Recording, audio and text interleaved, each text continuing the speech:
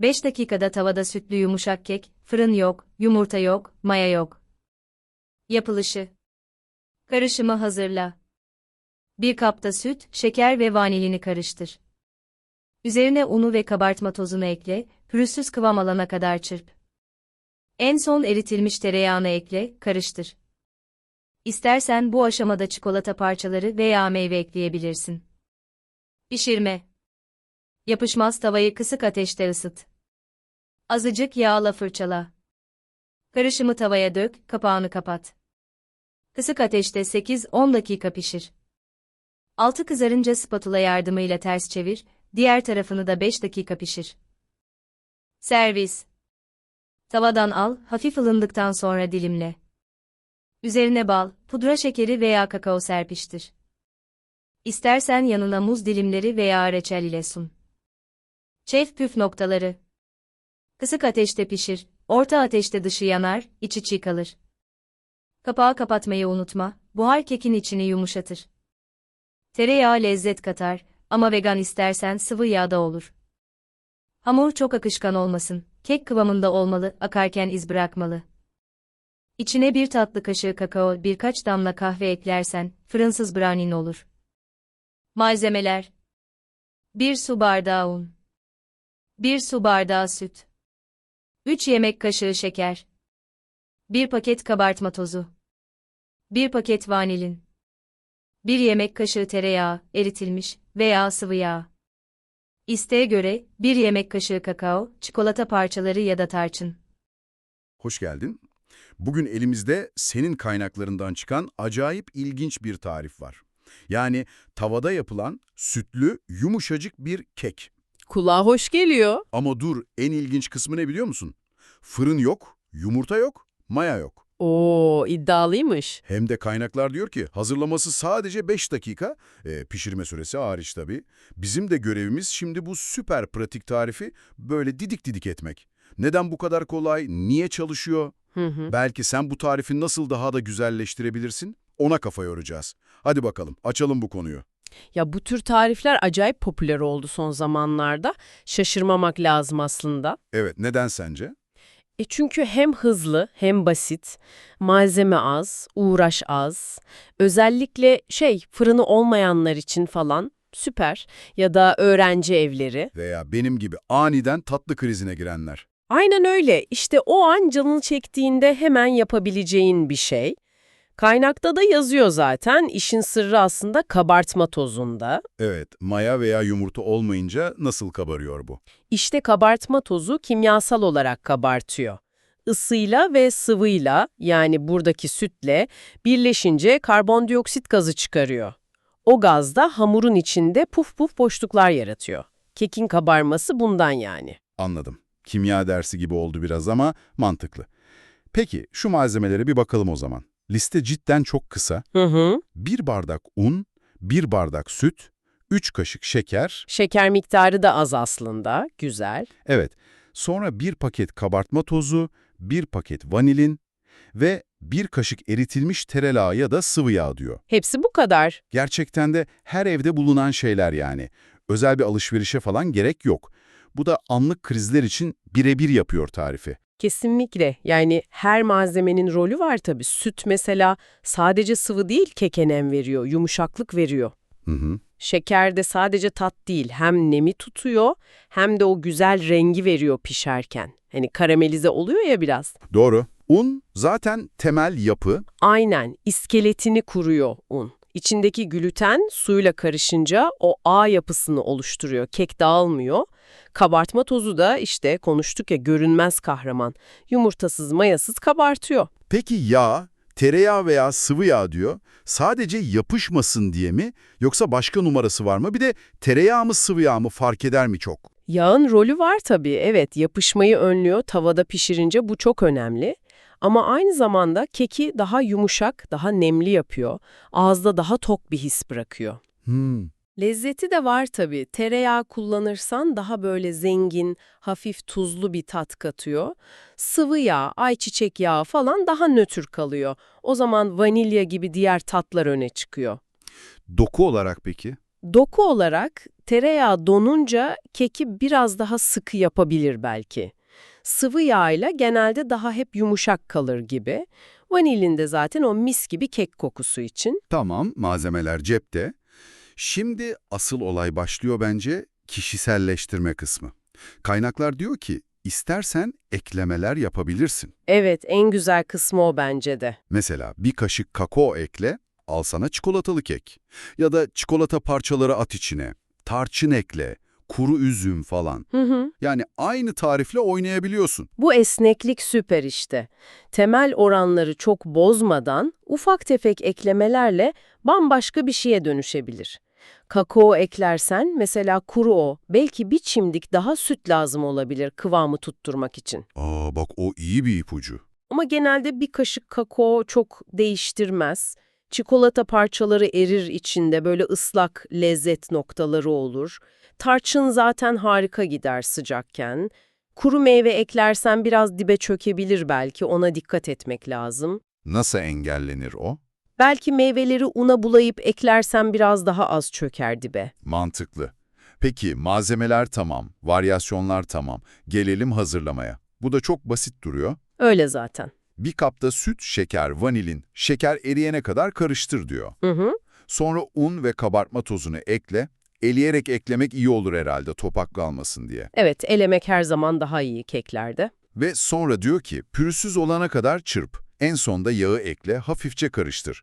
İstersen çikolataları falan da bu aşamada at içine diyor. Akıcı ama cıvık olmayan pürüzsüz bir hamur hedefimiz. İşte orada pürüzsüz olana kadar çırp kısmı biraz kritik.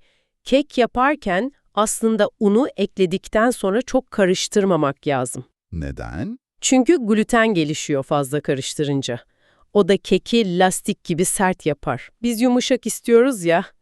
Yani pürüzsüz demek, büyük un topakları kalmasın demek. Öyle dakikalarca mikserle çırpmayacağız. Anladım. Spatula ile şöyle bir karıştırsak yeter mi? Aynen. Kuru malzemeler ıslandığı an bırakmak en iyisi. Nazikçe yani. Tamamdır, not aldım, nazik olacağız. Peki ya topak kalırsa ya da yanlışlıkla fazla karıştırdıysak gitti mi kek? Yok canım, küçük birkaç topak pişerken kaybolur genelde, dert etme. Ama aşırı karıştırırsan evet, daha sıkı, böyle çiğnenen bir kek olur. O istediğimiz pamuksu doku gider. Yağın en son eklenmesi de bu yüzden iyi aslında. Yağ un tanelerini kaplayıp glutenin fazla bağlanmasını biraz engelliyor. Daha narin bir doku sağlıyor. Oo bak bu da teknik bilgi. Ekstralar konusunda da eğer çok fazla çikolata parçası ya da mesela böğürtlen gibi su salan taze meyve koyarsan hamurun kıvamı değişir, pişme süresi de uzayabilir biraz. Dengeli olmak lazım. Anladım. Hamurumuz hazır. Şimdi en heyecanlı kısım, pişirme. Fırın yok, her şey tavada. Kaynak net. Yapışmaz tava şart. Kesinlikle şart. Tava kısık ateşte ısıtılacak, sonra azıcık yağlanacak, hamur tavaya dökülecek ve hemen kapak kapatılacak. Burası kilit nokta galiba. Aynen öyle. Kısık ateş ve kapak. Bu ikisi bu tarifin olmazsa olmazı. Neden bu kadar önemli? Çünkü ısı sadece alttan geliyor ya tavada. Ateş kısık olmazsa altı hemen yanar, kömür olur, içi de çiğ kalır. Mantıklı. Kapak peki? Kapak da sihirli değnek gibi. İki işi var. Birincisi buharı içeri hapsediyor. Buhar sayesinde kekin üstü kurumuyor, nemli kalıyor. İkincisi kapak sayesinde tava küçük bir fırına dönüşüyor. Isı içeride dönüyor, üstten de pişiriyor biraz. Daha dengeli pişiyor yani. Vay be, tavada fırın etkisi. Peki, kısık ateş diyoruz da her ocağın kısığı farklı. Nasıl anlarız doğru ısıyı? O biraz deneme yanılma işte. Belki hamuru dökünce kenarlarda böyle çok yavaş, minik kabarcıklar görmen lazım. Hızlı fokur diyorsa çok açık demektir. Belki ilk denemede tavayı ısıtıp bir damla hamurla test edebilirsin. İyi fikir. Ve yapışmaz tava dedik, o kesin. Yoksa çeviremeyiz herhalde. Evet, yapışan tavada kabus olur o keki çevirmek. İşte geldik oraya. Çevirme işi. 8-10 dakika geçti, altı kızardı. Kaynak, dikkatlice spatula ile çevirin diyor. Kulağa kolay geliyor ama. Ya dağılıysa? Orası en riskli an. Doğru. Geniş, böyle sağlam bir spatula lazım. Mümkünse kekin altına tam sığsın. Hmm, Ya da şöyle yapabilirsin. Tavayı hafif eğip keki büyük düz bir tabağa kaydır. Sonra o tabağı tavanın üzerine kapatıp hop ikisini birden ters çevir. Bu daha garanti olabilir. bu süpermiş. Tabakla çevirme tekniği. Daha güvenli geldi. Önemli olan hızlı ve kararlı olmak. Tereddüt edersen dağılır. Tamam, çevirdik diyelim. Sonra diğer tarafı da mı kapak kapalı pişecek? Kaynak 5 dakika diyor ikinci taraf için. Daha kısa. Evet. İkinci taraf için de kapağı kapatmak iyi olur. İçi tam pişsin, nemini kaybetmesin, daha kısa sürmesi normal çünkü kek zaten pişti sayılır. Sadece diğer yüzü de kızaracak biraz. Kısık ateş uyarısı hala geçerli tabii. Hı hı. Hem düşünsene koca fırını ısıtmak yerine minicik tavayı ısıtıyorsun, daha az enerji. Çok mantıklı. Ve işte pişti kekimiz. Mis gibi kokuyor, kızarmış. Tavadan tabağa aldık ama hemen yemiyoruz değil mi? Biraz ılısın diyor kaynak. Neden? İki sebebi var. Bir, çok sıcakken daha kolay dağılır, keserken yapısı tam oturmamış oluyor. Biraz dinlenince daha stabil oluyor. İki, lezzetler de biraz oturuyor, demleniyor. Anladım. Sonra dilimliyoruz. Üzerine ne istersen. Bal, pudra şekeri, kakao, yanına muz dilimleri, reçel, o sıcak dilimin üstüne bal gezdirmeyi hayal ediyorum da. Of! Harika olur. Servis önerileri de tam kekin o basit, samimi ruhuna uygun. Bal müthiş yakışır, pudra şekeri de öyle, meyve, reçel hepsi gider. Hatta belki bir top dondurmayla bile şımarılabilir. Ya şey olur mu acaba? Sadece pudra şekeri değil de üzerine yoğurt ve taze meyve koysak, böyle kahvaltılık gibi. Neden olmasın? Şekerini belki biraz azaltırsın yaparken. Üzerine yoğurt, meyve, belki biraz ceviz, fındık, mis gibi kahvaltı olur. Tarifin basitliği buna çok müsait zaten. Genel olarak baktığımızda bu tarif aslında günümüzün hızına, pratiklik arayışına çok uygun değil mi? Fırın istemiyor, özel malzeme istemiyor, hemen olsun, güzel olsun. Kesinlikle öyle. Az eforla iyi sonuç alma isteği. Özellikle mutfakta yeniysen veya imkanların kısıtlıysa böyle tarifler müthiş motive edici. Hemen bir başarı hissi veriyor. "Aa, ben de yapabiliyormuşum." dedirtiyor. Tecrübeliler için de ilginç bir teknik aslında. Tabii canım. Vay, tavada da kek oluyormuş demek bile keyifli. Peki, özetleyelim o zaman. Ne öğrendik biz bugün? Bir kere çok hızlı hazırlanan, 5 dakikada hamuru hazır olan bir tarif var. Hı hı. Süt temel malzemelerle yapılıyor. Fırınsız, yumurtasız, mayasız, tavada pişiyor. Ve kişiselleştirilebiliyor. Kakao, çikolata. Aynen. Teknik neydi? Nazikçe karıştır, yapışmaz tavada, kısık ateşte, kapak kapalı pişir, dikkatlice çevir, biraz daha pişir, sonuç, yumuşacık kek. Yani ne anlama geliyor bu?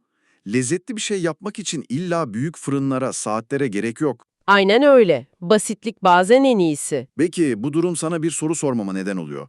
Bu tarifteki basitlik, uyarlanabilirlik, bu tavada pişirme tekniği, acaba sen mutfağındaki diğer aletleri ne kadar yaratıcı kullanıyorsun? Güzel soru. Yani tost makinesi, waffle makinesi, belki pilav makinesi.